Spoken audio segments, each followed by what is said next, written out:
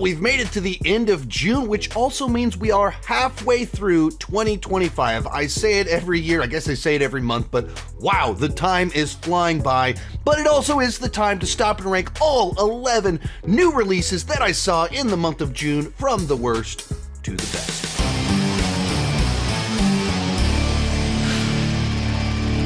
Hi, my name is Sean, and I love to talk about movies and TV way too much. With that in mind, go ahead and join me down below in the comment section. Let me know what's your ranking of the June new movies that you saw. My list is not the right list, it's just my list, and I would love to see yours. If there's a movie that I missed that you think I would like, let me know about it down below in the comment section. Like if you checked out Bride Hard and you were like, man, too bad Sean didn't see this. This is like right up his alley. I can't imagine that happening, but if that did happen, let me know down below in the comment section, and let's get started. In last, Megan 2.0. Now, I didn't hate this movie or anything, I just think they went way too far in the wrong direction. Where the first movie was PG-13 entry-level horror, which I was perfectly fine with. I didn't mind that it wasn't rated R. But what I liked about it is that I think it had a really smart sci-fi concept inside of it about this girl who lost her parents, and her aunt, who doesn't really have parenting skills, kind of develops a toy for her that she creates an attachment with that is unhealthy. I think there's something in that that's actually rather clever about kids and technology and the way parents pass on responsibilities to devices, things like that, while being a killer doll movie with a sassy new killer doll. And with this movie, they saw that people responded to TikTok dances and they went, yeah, that's the movie. That's what we're going to do for part 2. And it leaned so far in the direction of the campiness, the silliness, the fun, that it lost what I actually liked about the first film, that it had a little bit of smarts to it. Not that this is like the most intelligent movie ever, but there was something clever inside of it. And this movie is just a big, bombastic, spy espionage, campy action comedy or something like that. It's a very strange sequel. You know, people have drawn a lot of comparisons to Terminator 2 because the evil robot turns into the protector robot. But beyond that, Terminator 1 to Terminator 2 is also this massive genre shift. It's that, but in a way that I think it lost too much and gained too little. So it's a movie that had plenty of little bits in it that I enjoyed, in particular the Steven Seagal references. But overall, I just think they misread the room entirely. And I actually liked the balance of horror, sci-fi, comedy, sassiness in the first movie. And this one just leaned entirely in one direction. And so the balance was entirely off from what I enjoyed about the first. So it just didn't work nearly as well for me. Number 10, Diablo. But point of reference, I had a really good time watching movies in the month of June. Diablo might be number 10 on this list. It might be next to last, but I'm going to submit a fresh score for it on Rotten Tomatoes because I liked the movie. This is a direct-to-video Scott Adkins martial arts film. And so, like, it's not swinging for the fences. It's not trying to reinvent the genre. It's not trying to be the biggest, boldest, anything like that. It's a better than average direct-to-video martial arts film. So if you like Scott Adkins, this is one of his better movies. And this is a film that I think has a better emotional hook to it, where it kind of has this relationship with this little girl. There's a whole backstory with everything kind of going on. And you just care a little bit more. And Scott Adkins knows how to do a bunch of cool jumpy flippy kick type things. And so it delivers plenty of martial arts, enough of an emotional hook so it works. Like it's not, at the end of the day, going to be one of the best, most memorable action movies of all time. So I'm not like scoring it super high, but it got the job done. It did a good job delivering what I wanted out of a direct-to-video martial arts film on a Friday night. And I watch a lot more of those than the average person, and this is better than most of them, and knew the assignment better than most. Number 9, Elio, the latest Pixar film, and I'd say this movie and the next movie on this list are kind of in the opposite situation from Diablo, where Diablo is this very low-budget, direct-to-video film with very few expectations of what it can or should be, and so it surprised me because it was better than I expected. In the case of Elio, it's not like a bad film. It's not poorly made. It's not devoid of things that were really cool. But when you're putting out a Pixar movie with a budget that's at least $150 million, according to some reports much higher than that, you just kind of expect a little bit more. And the movie itself is trying to swing for the fences. Diablo, not swinging for the fences. Elio, hey, this kind of rhyme. Elio is swinging for the fences. We're going to kill off the kid's parents, and we're going to have him be bullied, and we're doing this metaphor about, am I alone in a movie about, are we alone in the universe? Like, it's going for all the big Pixar feels and everything like that. But it's trying to do a little bit too much, and it's a little bit too try hard with the emotions. So it felt manipulative at times. It feels like each act of the story is very different from the other acts, where like the stuff at the beginning where it's like very grounded earth-based things with this kid looking up to the stars, and then the whole middle of the film is about his relationship with this one guy, and then we get to the third act and the one guy's in a different place, and it's like the dynamics of everything kind of shifted around. And when you know that this is a movie that pretty late in the process, they switched out directors, they delayed the film a year and a half, they reworked the movie. And I think you can feel that watching it, that there's just a few too many ideas that they were trying to figure out how do we balance it and shuffle things around to make this whole thing work and capture the Pixar magic. And I don't think it ever does capture the Pixar magic. Like I said, there's ideas in there. The central metaphor is really good. There's parts that made me laugh. There's moments that do kind of give you the feels and everything like that. But like it's a good enough Pixar movie. It's not the next great Pixar movie. Right along those same lines, 28 years later.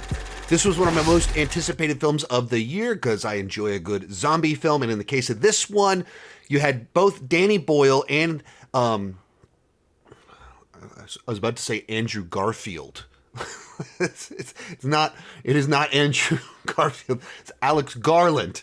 Returned to the franchise after 20 years, and in those 20 years, both of them have had an enormous amount of prestige, success, and won awards.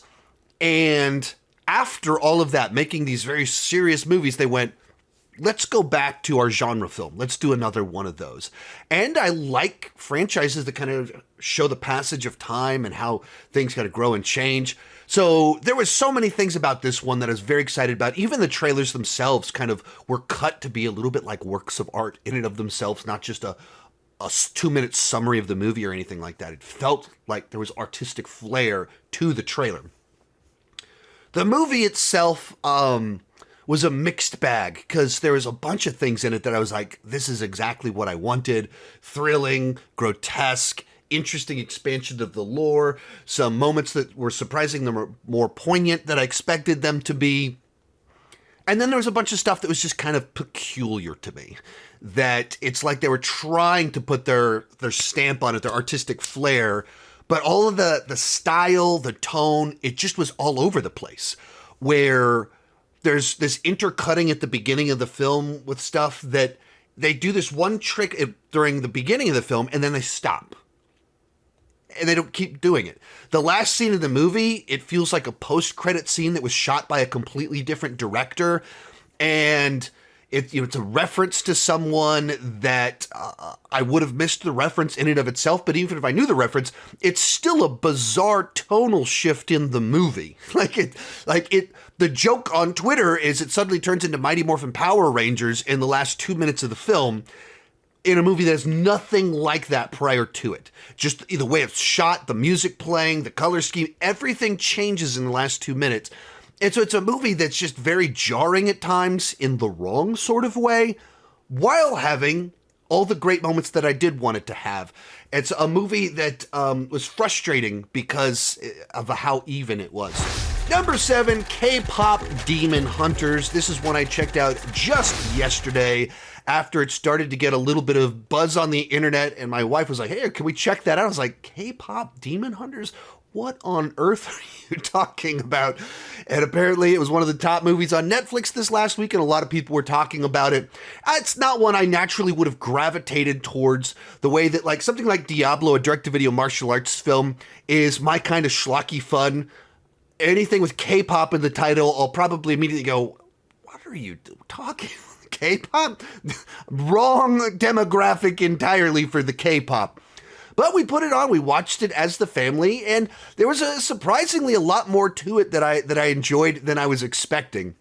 It's just kind of a pleasant surprise because just K-pop is not my realm whatsoever, but the songs in it were actually really quite catchy, and the song Soda Pop has been stuck in my head the last 24 hours. Since it is about demon hunting, there's some fun action inside of it. It's from Sony Animation, and they bring their usual kind of creative flair to how things are animated. I'm not versed well enough in the different styles of what's kind of going on to be able to use the proper language to describe some of the stuff that they do with the animation to show the girls' emotional states and things like that. I don't have the vocabulary for it, but it's just something different that you don't see in a lot of Hollywood animated films. And then it actually has some central metaphors about, all of us have our demons and our secrets and things like that were surprisingly effective in a movie that can be very goofy and corny intentionally and has a very silly premise about a K-pop group being demon hunters. It has a nice little heart to it. Now, is it the movie that I'm going to pause and throw on all the time? Probably not, but was it a good version of the movie they were going for? Yes, it was. But my wife, who was the one that was like, yeah, let's check out this movie, she watched it, immediately downloaded all the songs on it, and then after I went upstairs to watch something else last night, she watched it a second time with Karis, the 6-year-old, and I think Chloe joined in too. So the girls in my household watched it twice yesterday, so its target audience are eating it up. Number 6, How to Train Your Dragon. And this was a film that naturally, a lot of people kind of went into it, or as soon as they heard about it, a little bit cynical because, why are we remaking a great film 15 years later from the same director? I'd say that's, I think, a fair observation to go, what exactly are we doing here? Why are we doing this? But, my perspective was with these, does this particular story, this type of adventure, lend itself well to live action? And does it play differently in live action versus animation? And I would say that Vikings and dragon adventures and big battles with kaiju and things like that lend themselves really nicely to live action. There was an underwatched TV show this past decade called Game of Thrones that involved dragon riding, and the handful of people that did watch that show seemed to think that it was thrilling to watch people ride dragons in live action. So doing a kiddie version of that, I think there's something more tangible about it. The escapism, the relatability of it, it plays a little bit different versus animated, where there's kind of more of a gap between my existence in animation versus my existence in a live action version of something. So there's a little bit more of a visceral escapism to it when it's in that format. Is there anything special here? Not particularly. It's like a good cover of a great song. It works nicely in this different format. It's not a great new song, but it is an interesting new version of a great song. Predator, Killer of Killers. This is the first of 2 different Predator movies coming out this year. This one being an animated anthology film. Ever since Predators came out, 15 years ago now, people have been talking about, because there's a sequence in that movie where a predator takes on a guy with a samurai sword, and it just kind of put this idea in a lot of our heads about what if you did a movie that was that, like Predator versus Samurai? That would be pretty cool. And then you what other cultures could do that? And that's with the movie Prey. They have Predator versus Native Americans, and once again you went what's every other culture that would be interesting to do this with? And so what do we do with pirates? What Vikings? What have you done with samurai? And they announce, we heard you and we're doing it. We're going to do an animation because we can't make a movie out of all of these, but we can do several of these in an anthology film. And for the most part, I was very satisfied with what I got. You just kind of get a series of little shorts, and there is a bit of a meta arc in the final segment that pulls it all together. You do these 3 very different cultural settings for a battle. and each of them kind of has their own little emotional hook inside of it, a relational hook with the characters and kind of what they're trying to do. When you're doing Vikings, ninja, samurai, and a World War II pilot, there's a very different flavor to them. And then the kind of final showdown at the end of it pulls it together. And so each is different enough, doesn't overstay its welcome, but it gives you the fun of seeing how would these different cultures battle, how would the different warriors throughout history from different cultures battle against a predator, and pulls things together with a little bit of lore expansion beyond just, hey, predators have been doing this a while. There's a few things in it that I thought were just too, well, cartoonish, that it does, in particular the World War II one, that there's like a guy on like getting out of the cockpit of his plane to like fix the the engine on the wing while he's flying in a battle, and it gets like really silly cartoonish type stuff that you can only get away with in animation, which if this was an animated franchise that would be one thing, but it's not. You're taking a live-action R-rated franchise and introducing silly elements that are way too over-the-top and cartoonish in a franchise that has not done that before. Just because it's an animation doesn't make me okay with it. So there's a few things like that that I wasn't crazy about. And I have a few questions about the lore of what goes on in the final segment. And I'm wondering where they're going. Like, I want to see, seems like they're setting other things up, and I'm curious where that's going to go and how they're going to pay some of that off. But overall, like a really cool way to expand the lore, tell a bunch of different types of stories, and just have fun with the predators. Number 4, Dangerous Animals. Now, I was lucky enough to see this in a very cool setting where the Texas premiere of the film was done at Valente Beach here in Austin, Texas, where they put us in inflatables out in a lake and projected it, and we watched the movie while floating in a lake, and there's like guys in scuba gear underwater grabbing our toes whenever a shark attack happened. So it's just really fun. Little great day at the movies, but at the movies in a wildly different place than normal. The movie itself is like one of those ideas that seems so simple, but also it's like, oh yeah, that's a pretty fun idea. It's a bottle survival film about someone trying to escape a serial killer. The serial killer uses sharks to kill people. I tend to be a very big fan. I'm a sucker for bottle survival escape films. And when you combine that with shark movie, you get something that my wife and I are probably very much going to be into. Jai Courtney is our killer in this. And back 10 years ago, they were trying to make Jai Courtney like the new serious action movie guy. And it seemed like people just largely rejected that. But this is fun Jai Courtney, and fun Jai Courtney is a lot of fun. He's much better at wild, crazy Jai Courtney than at serious action hero guy. And so more of this Jai Courtney, please. But it's just an efficient enough, effective enough survival film about a person that the girl in it, they, without wanting to say too much, as you learn more and more about her and how like hardcore and survivalist she is, like love this character. She starts off like she's kind of charming enough and she has some skills and you can see she has some faults she's working through, but the stuff that made her standoffish at the beginning of issues why she's running, what that turns her into later on in the film. There's a scene in this where the audience was, whoa, what is she doing? That was a lot of fun to see. So just a movie that was fresh enough, original enough, and efficient enough that I thought was just a solid time at the movies.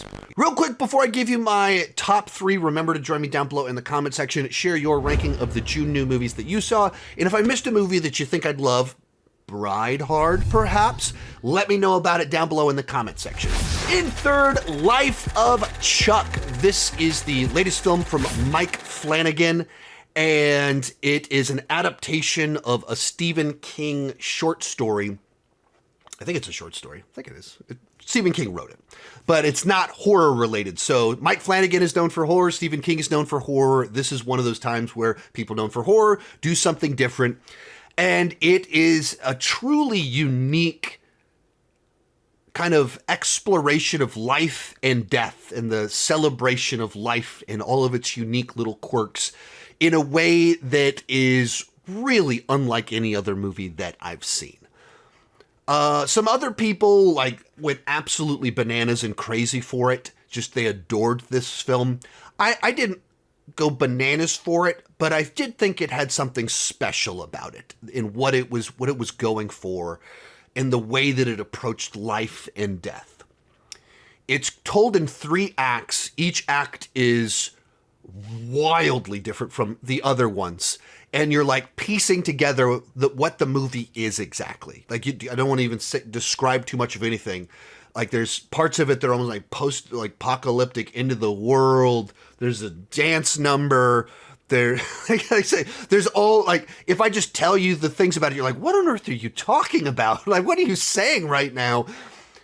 That's why it's unique. It's unlike anything else. You have to experience it to understand what it is and what it's saying and what it means. And there's a lot of it that's very beautiful. There's also a lot of things where I felt like I wish we could have spent more time on certain parts of it. Certain others maybe felt a little bit too stretched out. It's a film I kind of wish I could watch a second time with a few more people where I could sit and just unpack it afterwards. I've only been able to watch it the one time. And even the reason I never even posted a review on it is I was just kind of sitting on it a little bit, which is a good thing. A movie that you actually have to process it a little bit and think about what it meant to you.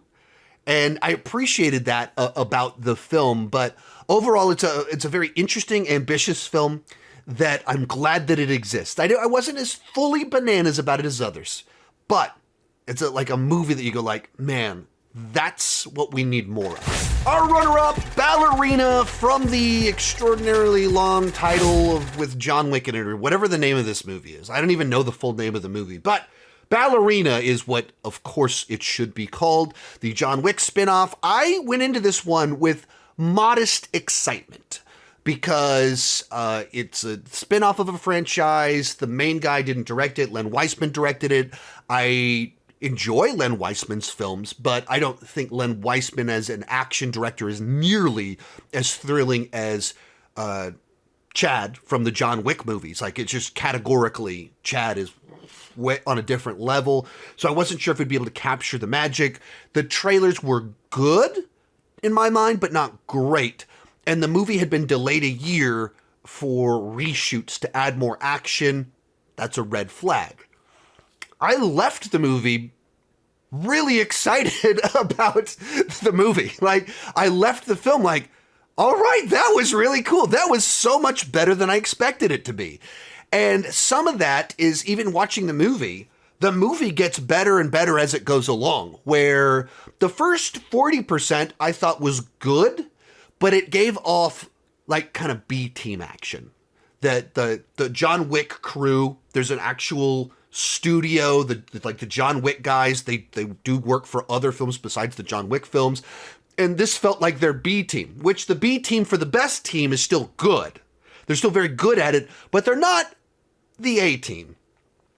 And you reach a point in time in the movie where it's the mission kicks in, and all of a sudden you get the A team for John Wick, and all of this just clever action sequences that each of them are different from the other ones. They find ways to even use color, where there's a water versus fire fight.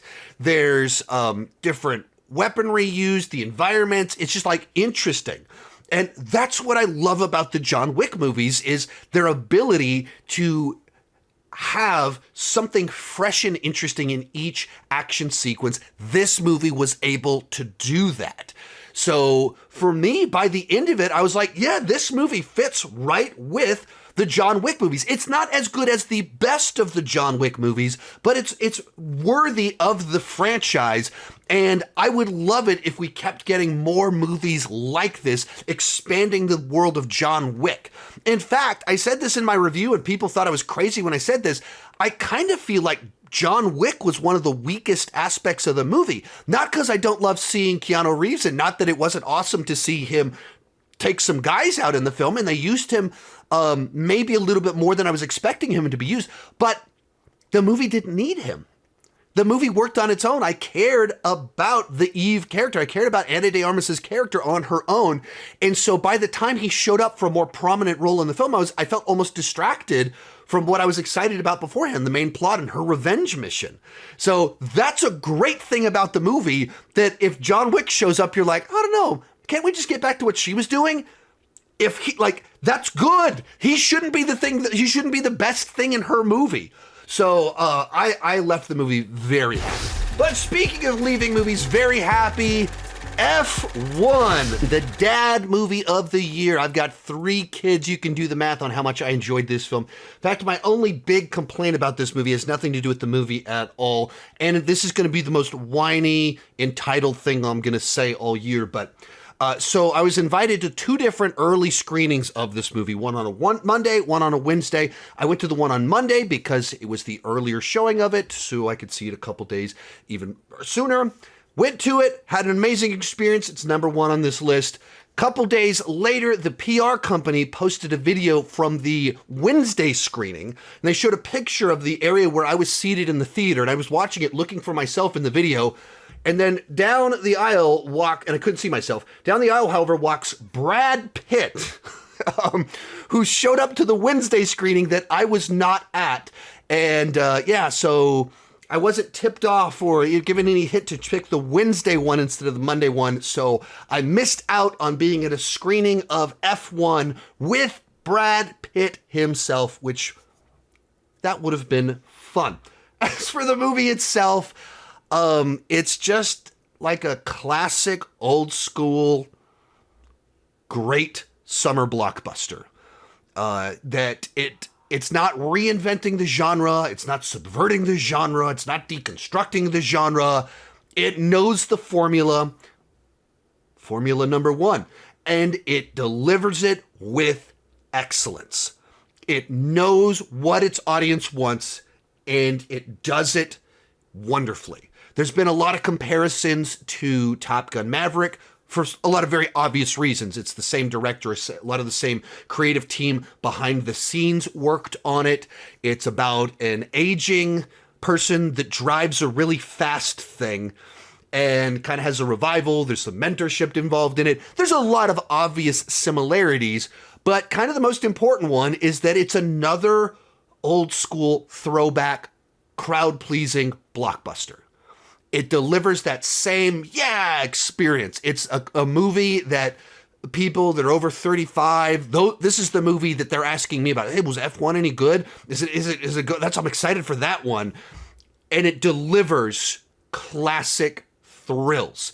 The car racing sequences just put you right there in the car. They're so immersive. You feel so close to the action. It is able to be clever with even kind of the racing stuff of what the Sonny character, how he's been around for so long, he knows all the rules and he knows how to screw around with all the rules. He himself is a bit of a maverick of racing, and it just has a lot of fun with that, while at times, like, he pushes against the rules, he defies everyone, doesn't follow one, but also he is a team player in his own way. And it's just like a character that's very easy to like and root for. And as you kind of reveal his motivations and everything, like, it's just a really solid, interesting character that isn't, once again, this crazy out there reinvention of the hero or anything, but just a really nice version that's fine-tuned just right. And mentoring someone that, like, can be really frustrating, but also you know why he's acting the way that he is, and both of them have their own arcs. There's romance, there's crashes, there's setbacks, betrayals, everything that you want from one of these movies. So I loved it. It was everything I wanted it to be, and therefore it easily comes in at number Formula 1. Remember to share your ranking down below. Thank you so much for watching during the first half of the year. Stick around for more videos in the back half of the year, and keep talking movies and TV too much. Bye-bye.